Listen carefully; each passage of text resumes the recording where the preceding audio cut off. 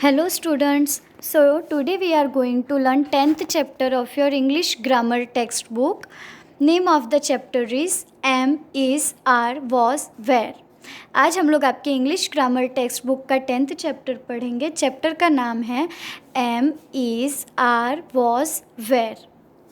अब ये सारे वर्ड्स आप लोग अपने जो भी बुक है उसको अगर पढ़ते होगे तो उसमें देखे होगे कि ये वर्ड्स रहते हैं.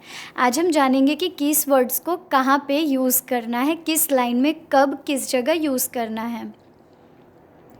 The words am, is and are tell us about the thing in the present. Present आप लोग को पता होगा, जो प्रेजेंट टेंस में यानी जो अभी चल रहा है उसके लिए जो यूज़ होते हैं उसमें हम एम, इज़, आर यूज़ करते हैं. We use am with the pronoun. Pronoun भी क्या होता है वो आप लोगों को पता होगा, उसमें एक चैप्टर पे वीडियो बनाया है मैंने. आई, तो आई प्रोनाउन है तो आई के साथ एम लगता है. We use am when one talks about oneself. अगर कोई खुद की बात कर रहा है तो उस टाइम पे हम एम यूज़ करेंगे. जैसे I am a girl, I am a teacher. We use is for one present one person और थिंग. हम किसी अगर एक चीज़ या एक इंसान की बात कर रहे होते हैं तब हम इज़ का यूज़ करते हैं.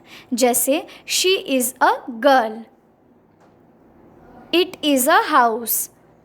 We use verb is with all singular pronouns. हम जितने भी सिंगुलर प्रोनाउन हैं उसके साथ भी इज़ यूज़ कर सकते हैं. और सिंगुलर प्रोनाउन होता है ही, शी, इट. तो ही के साथ इज़ लगता है, शी के साथ इज़ लगता है और इट के साथ भी इज़ लगता है. We use are for more than one person और थिंग. अगर एक से ज़्यादा इंसान या चीज़ की बात हो रही है तो हम आर यूज़ करते हैं. जैसे वी आर यानी हम. We use are with plural pronouns. Plural pronouns जो होते हैं उसके साथ भी हम आर का यूज़ कर सकते हैं. जैसे कि एक एग्जांपल मैं बताई अभी वी का, उसके अलावा यू, दे, दीज, दोज, इन सब के साथ भी आर लगता है. अब इसके कुछ सेंटेंस में एग्जांपल देखेंगे हम. जैसे you are a pretty girl. तो ये क्या है, ये प्रोनाउन है, प्लूरल प्रोनाउन. तो इसमें है you are a pretty girl, तुम एक सुंदर लड़की हो. उसी तरह से इज़ का यूज़ हुआ है सेकंड ड्राइंग में, जिसमें वो लड़का बता रहा है कि ये घर मेरा है, that is my house.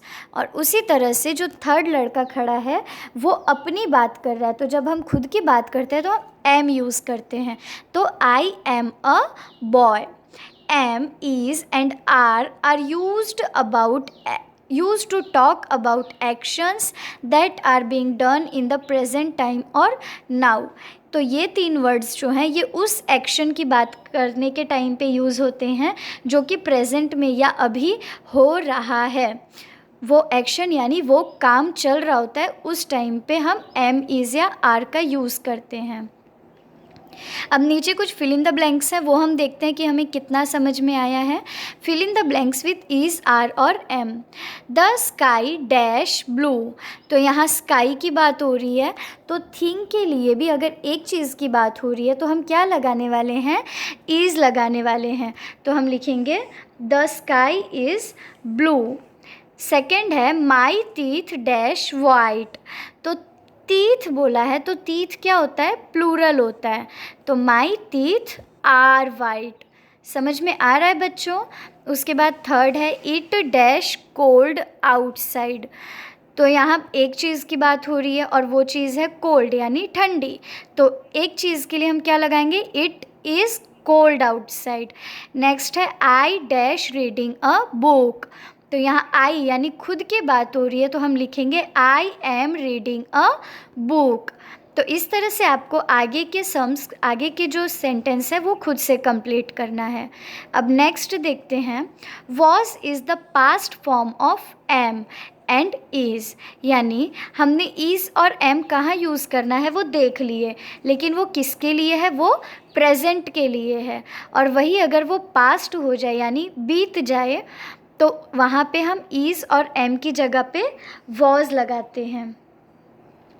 Where is past form of are, और आर की जगह पे हम वेर लगाते हैं. We use was for one person और थिंग. एक पर्सन यानी एक इंसान या एक चीज़ की बात हो रही है तो हम वॉज का यूज़ करते हैं. We use were for more than one person और थिंग, और वेर हम एक से ज़्यादा पर्सन या चीज़ की बात कर रहे हैं तब लगाते हैं. Now look at the table given below. I, he, she, it. It, the, high, he, this, that. तो इनके आगे क्या लगेगा? वॉज लगेगा. जैसे I was, he was, she was, it was, this was और दैट वॉज. उसी तरह से वेर कब लगेगा? आई की जगह पे वी, ही और शी की जगह पे यू, दिस की जगह दे, और दीज और दोज, यानी इनके आगे वेर लगेगा क्योंकि ये प्लूरल प्रोनाउन है. यहाँ तक समझ में आया? Now look at the picture given below and read the sentences below them. अब फ़ोटोज़ देख के जो सेंटेंस है वो पढ़ेंगे तो हमें और अच्छे से क्लियर हो जाएगा. Mother Teresa was a kind lady.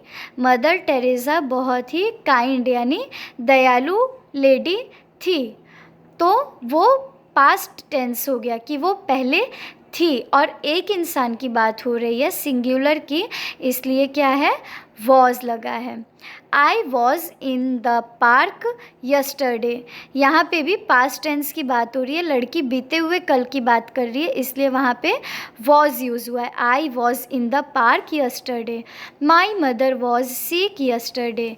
मेरी मम्मी यस्टरडे बीमार थी, तो यहाँ पे वॉज लगा है. उसी तरह से they were neighbours in Mumbai.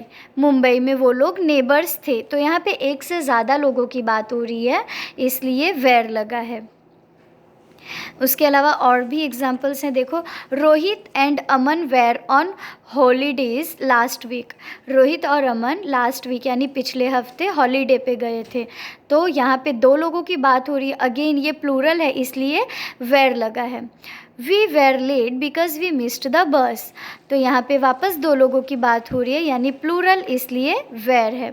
Was and were are use to talk about action that were done in the past. Was या वेर उस काम को दर्शाते हैं जो कि पास्ट में हो गया होगा.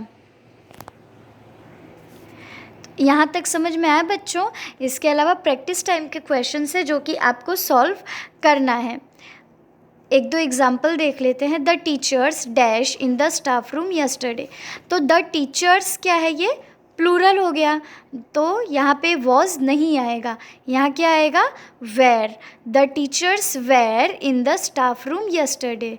नेक्स्ट है we dash in Nainital last month. यहाँ पे वापस प्लूरल फॉर्म की बात हो रही है, तो हम क्या लिखेंगे? We were in Nainital last month. The food at the party dash tasty. तो फूड क्या है? फूड वॉज, पार्टी में जो फूड था वो टेस्टी था. तो फूड सिंगुलर है क्योंकि खाना सिंगुलर फॉर्म है, इसलिए वॉज लगाएंगे. You dash very happy yesterday. तो यहाँ आएगा you were very happy yesterday, यानी यहाँ एक से ज़्यादा लोगों की बात हो रही है. यहाँ तक समझ में आए? आगे के क्वेश्चंस आप खुद से सॉल्व करना. Thank you.